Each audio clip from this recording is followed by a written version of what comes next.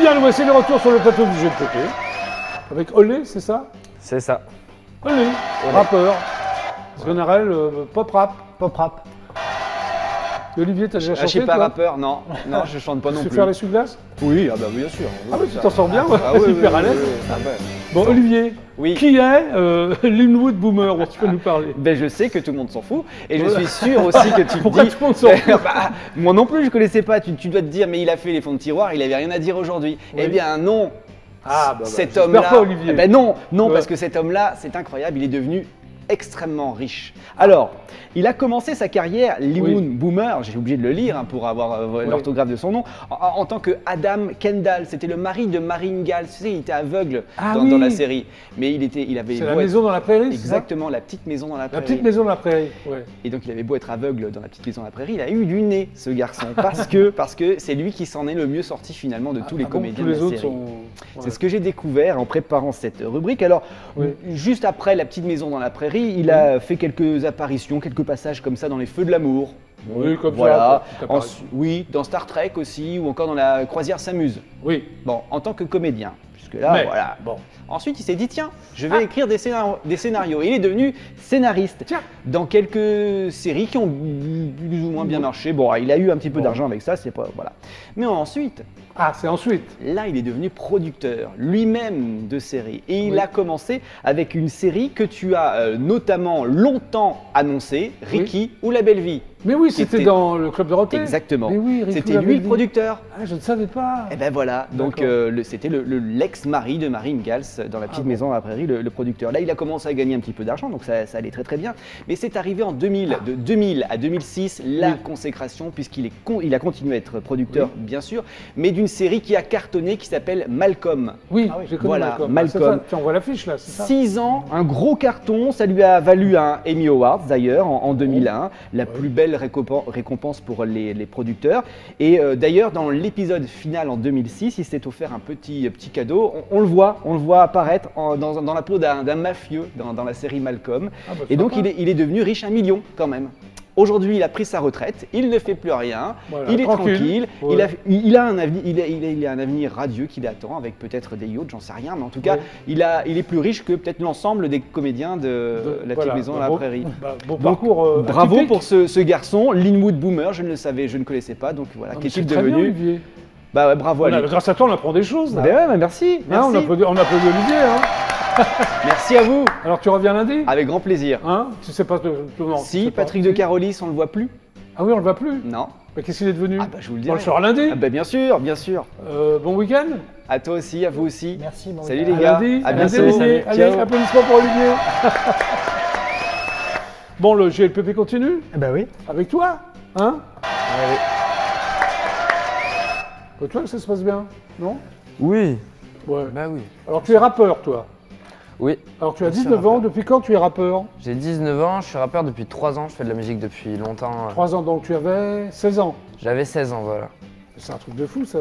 Qu'est-ce qui s'est passé à 16 ans? Qu'est-ce qui s'est passé? Bah en fait ça fait depuis très longtemps que je fais de la musique, je fais du guitare-voix, j'ai commencé la musique au décès du meilleur ami de mon père. Oui, c'est ça. Au décès du père de mon meilleur ami. Oui, mais alors tu écris ton premier texte pour le jour de l'enterrement, c'est ça? Voilà, j'ai écrit mon premier texte le jour de l'enterrement de... C'est ton ami qui t'avait demandé de faire un texte par rapport à son père? Non, pas du tout, c'est juste, voilà, j'ai eu de l'inspiration parce que je faisais la guitare depuis un moment et j'ai eu l'inspiration de faire ça pour son enterrement, comme ça m'a beaucoup touché. Tu avais 10 ans, c'est ça? Et bah, j'avais 10-11 ans et après j'ai commencé à faire quelques dates parce que ça a hypé les gens. Alors c'était quoi ce texte à l'enterrement? C'était triste? C'était un texte triste, non, c'était plutôt en mode je voulais l'emmener quelque part, comme l'accompagner dans son chemin. Ah d'accord, ok. Alors après quelques années de guitare-voix, tu as démarré par la guitare-voix, c'est ça? Voilà, guitare-voix. Tu as appris la guitare, tu sais jouer le solfège, tu connais le solfège? Non, pas du tout, j'ai appris autodidacte? Autodidacte, mais avec un prof aussi, j'ai appris. Ah d'accord. Alors tu as fait des concerts? J'ai fait des concerts. Tu es né où d'ailleurs? Je suis né à Clermont-Ferrand, mais j'ai vécu dans le Cantal, puis dans l'Aveyron, dans la campagne. Auvergnat alors? Voilà. C'est quoi ton nom de famille? Doche, D-A-U-C-H. C'est Auvergnat? Non, pas du tout. Pas du tout, très bien. Alors tu donnes des concerts comme ça en Auvergne? Ouais, bah, en Auvergne puis en Aveyron après. Oui. Mais après, bon, ça c'était des petits concerts. Mais alors t'arrêtes tout, pourquoi? Et j'arrête tout parce que j'avais plus d'inspiration. Pas d'inspiration malheureusement. Pourtant tu es jeune. Et non, jeune comme toi, oui, mais voilà, mais pendant 2 ans j'ai eu une panne d'inspiration et après j'ai recommencé justement bah oui, avec, alors, avec c'est le ça, rap. en 2020, après ton bac, car tu as ton bac. Voilà. Ton bac.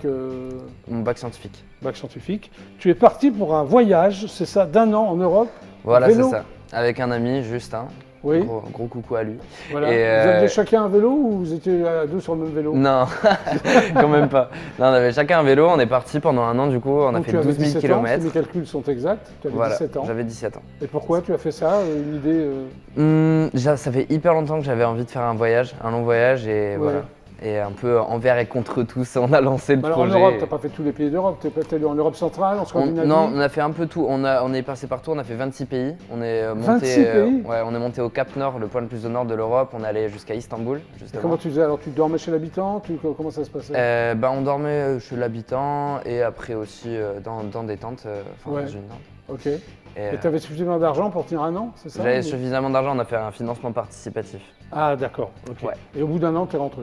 Voilà. Tes parents étaient contents de te revoir ou... Mes parents étaient très contents de me revoir. Ouais, et toi, voilà. Mais je suis reparti juste après à Montpellier. Donc... Ah d'accord. Alors c'est ce tour d'Europe qui t'a redonné l'inspiration? En partie, j'avais un peu déjà recommencé la musique, mais voilà, le tour d'Europe, ça m'a permis vraiment de structurer un peu et j'ai beaucoup réfléchi pendant ce tour d'Europe. Oui. Quelle ligne directrice je voulais donner un peu à ma carrière, à mon futur quoi. Très bien, ok. Et voilà. Alors tu retournes à Montpellier ou tu y vas, je sais pas? Je suis allé à Montpellier, non, j'y avais jamais été. Et pourquoi Montpellier? Pourquoi tu as choisi Montpellier? Montpellier parce qu'il y a un super STAPS à Montpellier, puis que la ville m'intriguait un peu. Oui. Et j'ai eu raison. À quel niveau? Parce que ça, il y a beaucoup d'étudiants. Parce que j'y suis allé. Non, mais j'y suis allé une fois et en fait j'avais été super surpris. La première fois que j'y suis allé, j'ai trouvé que ça faisait très italien. Ah d'accord. Et voilà, mais c'est super. Alors tu vas pour tes études, c'est ça? J'y suis allé pour mes études en STAPS. Tu passes une licence de STAPS. C'est quoi le STAPS? STAPS, c'est une fac de sport. Ok, voilà. Très bien. Et alors tu es diplômé? Non, là je suis en 2e année de licence. T'es en plein dedans. Alors il y a combien d'années pour avoir un diplôme? Il y a 3 ans. Après, si je perce, j'arrête. Hein. Non, je rigole. Alors, une fois que tu as ton diplôme, tu fais quoi? Qu'est-ce que tu peux faire? En fait, moi, j'ai vraiment envie de me lancer dans la musique. Oui, tu fais ça pour faire plaisir à tes parents, je suppose. Ça te plaît non, quand même? Aussi parce que si je fais pas de plan B, personne ne le fera pour moi. D'accord, ok. Donc voilà. Donc je me construis quand même un autre univers. Ok, très bien. Alors, grâce à des événements organisés pour la scène rap locale, c'est-à-dire à Montpellier, c'est ça? Voilà. Tu fais des scènes ouvertes? En fait, j'avais participé en tant que figurant à un clip de Carbone, c'est un rappeur de Montpellier. Oui. Et j'ai été connecté par ce clip avec les gens que j'ai rencontrés à plein de rappeurs. T'as rencontré un groupe de rappeurs? Ouais, plein de groupes. Il y a beaucoup de rappeurs à Montpellier? Ouais, il y a franchement beaucoup de rappeurs. En proportion par rapport à la ville, il y a énormément de... Et tu formes une équipe, c'est ça? Et voilà. Et on a toujours avec eux là? On est toujours ensemble. Vous et on sillonne tous les open mic. Alors c'est quoi justement, c'est quoi l'open mic? Un open mic, c'est une scène où chacun, il y a généralement un beatmaker qui met ses instrumentales. Oui. C'est quelqu'un qui fait des instrumentales. Et les autres? Et ensuite, nous on rappe sur scène, on se relaie. Voilà. Ah oui, c'est sympa ça. Tout ça dans la région de Montpellier, dans l'Hérault? Tout ça dans la région de Montpellier, c'est ça. Ouais. Tu fais des scènes ouvertes aussi? Ouais, je fais aussi des scènes ouvertes. J'ai participé à une scène ouverte, la Nuit des Talents, ce qui m'a permis d'avoir un vrai accompagnement artistique et notamment scénique. Tu gagnes le casting de la Nuit des Talents? J'ai gagné le casting, on a été 10 à être sélectionnés en fait parmi 400 personnes. C'était où? C'était à Montpellier aussi, ouais. Ok, c'était bien pour toi, t'étais content? Et du coup ça c'était super. Alors tu essayes de combiner tes études et le rap? C'est compliqué ou pas? Ouais, bah oui, c'est un peu compliqué parce que forcément quand on a envie de... J'ai tellement envie de me lancer dans la musique. Ouais. Voilà. Alors pour toi, l'aspect visuel est important, hein? Ouais, oui, l'aspect visuel est super important. Bah, en fait, je travaille depuis quelques temps avec un collègue stapsien, Papillon. Papillon? Ouais, voilà, c'est son nom. Très bien. Alexandre. Et du coup, on a fait un clip ensemble qui est sorti au début septembre et c'est le début d'une longue collaboration, j'espère. Ok. Voilà, alors tu t'es fait un double personnage, c'est ça? Bercé Entre des anges et des démons? Bercé par mon côté ange et mon côté démon. T'as un côté ange et un côté démon? Bah, disons que j'ai mon côté ange, c'est un peu mon côté plus profond, avec plus des textes profonds comme ce que je vais pouvoir faire après. Dans quelques instants. Voilà. Très vite d'ailleurs, oui. Et ensuite, il y a mon côté démon qui, là, c'est plus pour la partie technique, tout ça. J'aime bien me challenger. Un double personnage, quoi. Voilà, c'est ça. Donc là, tu vas chanter 2 titres pour le GLPP. Il y en a un qui s'appelle À l'aube et l'autre le matin. Ça suit, non? T'aimes bien tout ce qui est l'aube et le matin, c'est ça? Mais pourtant, le À l'aube est sorti après. D'accord. Non, mais du coup, À l'aube, c'est un freestyle qui est déjà sorti sur ma chaîne, sur mon compte Instagram, Oley Off. Donc OLEY. T'as sorti un album ou un EP? Et je suis en train de travailler sur un EP qui sortira à la fin de l'année. Très bien. Donc voilà. On retrouvera ces 2 titres sur ton EP? On retrouvera aucun de ces 2 titres. Voilà, donc c'est pour mais il y a le single, le deuxième que je vais faire, sort le mois prochain. Donc voilà. Le matin, c'est ça? Voilà, ce matin. Très bien, ce matin, pardon. Voilà. Alors je t'invite à rejoindre le coin live du GLPP. Carrément. On va l'applaudir quand même. Oui, quand même. Hein, Sganarelle. Moi, je suis à fond. Tu vas applaudir, Olé. Voilà. Donc Olé, est-ce que tu es prêt? Je suis prêt. Très bien. Donc, toujours en exclusivité intergalactique pour le GLPP, voici donc Olé qui va nous interpréter d'abord À l'aube, c'est ça? Voilà. On y va. Yeah, c'est Olé. Ce monde manque de nous deux, mon cœur manque de douleur. J'ai plus la force de pleurer, donc je me consume avec ma rancœur. Je t'aimerai jusqu'à la mort, même si je t'oublie, c'est par amour. Jamais tu penseras à mes blessures, car tu m'asphyxies quand tu me souris. T'es dans toutes mes pensées, je crois. T'es rentré comme cheval de Troie. Tu m'as détruit de l'intérieur, maintenant dans mon cœur tout est aride. Ça me déchire de te voir m'aimer, sachant qu'un jour ça s'arrêtera. Si tu veux rentrer dans ma vie, trace un carré avec un compas. On se sépare, je suis ton idole, mais quand je suis là que je t'aime à la folie. Tu me veux plus, donc tu t'isoles. Je peux pas te laisser les clés du navire. Si entre nous c'est formidable, je sais qu'un jour la main sera salée. Et si ça peut te rendre jaloux, je te dirai que je vais tout baiser cette année. Au fond, c'est sûr, je sais qu'un jour je vais m'en remettre. Et depuis quelques temps je vais mieux. Je vois l'horizon par ma fenêtre. Il s'en est fallu de peu, mais je sais qu'un jour je vais m'en remettre. Et si au fond de moi je suis mort, je trouverai la force de renaître. Yeah.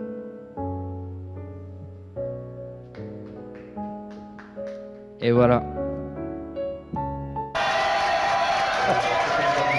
Mais oui, bien sûr.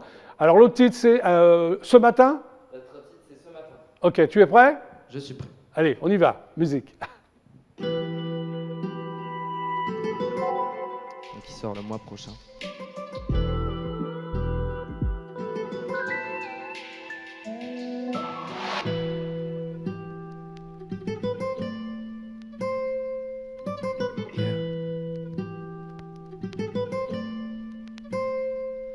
Ce matin, le ciel est grillé quand j'arpente les rues de la ville. Je croise un tas de regards moroses qui s'efforcent d'écorcher un sourire. Donc je baisse mes yeux au sol, à mesure que les pavés filent. Je vois cet homme couché par terre entre les portes d'une église. Ce matin, mes rêves sont vides. La mélancolie m'arrose de son parfum insipide. L'ange sur mon épaule se transforme en diable si je le décide. On se lance dans une comédie digne de l'opéra Disney. Tu te dis que tout est cruel, t'as peur que tout s'effondre. Tu te poses pas les bonnes questions, impossible que tu répondes. Elle était si sûre d'elle, dorénavant la lune est sombre. Demain le soleil ne se lève pas, on prévoit une pluie de bombes. Tu penses que t'es le seul à avoir peur de ton futur. Tu regardes autour de toi, tu crois que toi seul vois les fausses notes. On a fait de notre planète un merveilleux linceul. On est des jeunes, plein de talent, criblés balles à la pop smoke. Clique, like, partage pour sauver les ours polaires. Au pire tu feras une story où tu partageras ta colère. Je prends le mic par la calache, avec lui que je fais la paire. À découvert je ne me casse plus, personne ne pourra me faire taire. Les problèmes je vais en faire part, j'ai un temps de retard. Apparemment c'est reparti pour 50 plus de cauchemars. Reste pas là-bas et refuse de retourner la carte. Là y aura pas de caritas car on n'est pas tombé par hasard. De toute façon t'as pas le temps d'y réfléchir, t'es trop occupé. Ce soir tu vas en boîte et demain tu seras en soirée. Tu crois plus au système, tu te dis que demain sera mieux. T'atteindras la quarantaine en disant que demain sera mieux. Donc pense à ton avenir avant qu'il soit trop tard. Mets le doigt sur les problèmes avant qu'ils n'entrent de part en part. Oh mon frère, je sais que c'est navrant, t'as peur, tu te sens impuissant. Mais tu sais que là c'est le moment de montrer que l'homme est puissant. Et je sais que les regards s'évitent à mesure que les problèmes s'empilent. Qu'en public tu caches tes vices car tu voudrais qu'on te laisse tranquille. En vrai tu chasses le système, t'es bloqué dans un prisme qui décompose tes idées, t'empêche d'être assez lucide. T'es juste assez lucide pour savoir que tout est hallucinant. T'aimerais bien savoir ce que cache ce silence assourdissant. Tout est clean, tu vois la tâche, t'aimerais bien grimper les étages. Mais tu peux pas quitter la place glace, t'es bloqué dans un marécage. Des compresses dans le sas, te font pas dans la masse. Je rêve de concert en Espagne, je rêve d'obtenir le dernier classe S. Si tu te sens à ta place, c'est juste qu'autre chose se casse. Un jour faudra prendre les armes pour qu'on veuille que des enfants naissent. Je sais pas si t'as capté, j'ai l'impression que la pression baisse. On essaye de raviver la terre à coups de pacemaker. Moi je veux pas enfanter pour qu'un bébé connaisse la haine. Quand je vois des gens briser la gâchette, moi droit de poser sur le cœur. Moi je veux pas enfanter pour qu'un bébé connaisse la haine. Quand je vois des gens briser la gâchette, moi droit de poser sur le cœur. Yeah. Main droite posée sur le cœur, ok. Je les déclasse à coups de passe-passe, je tâche en place le double. Parfois la vie c'est une grosse tasse, pêche en cache, je sens pas les coups. Mes fils jouent à cache-cache, répondez-moi où se battre, peut-être qu'il n'y a pas de coupable, c'est juste que le monde est fou. C'est juste que le monde est fou.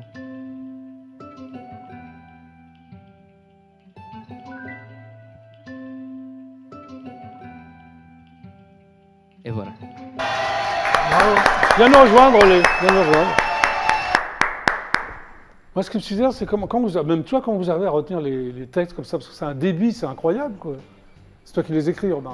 C'est moi qui les écris, c'est mes compositions. Ouais, donc ça sort normalement quand tu chantes, quoi. Bah ça se travaille, après ouais. c'est... Ouais. Et toi? Bah ouais, c'est pareil, je les écris aussi, forcément le texte c'est le cœur, hein, donc... Oui. Donc comme c'est le cœur, ça vient du cœur et je pense que ça sort assez facilement pour ça. Ça sort, voilà. Okay. Ça vient de nous, quoi. Donc quand ça vient de soi, voilà, forcément c'est plus naturel. Quand c'est nos mots, à nous. On se les répète tellement sous la douche. Déjà on commence à l'écrire, ouais. après on le répète, après on le répète, et au bout d'un moment... tu le répètes.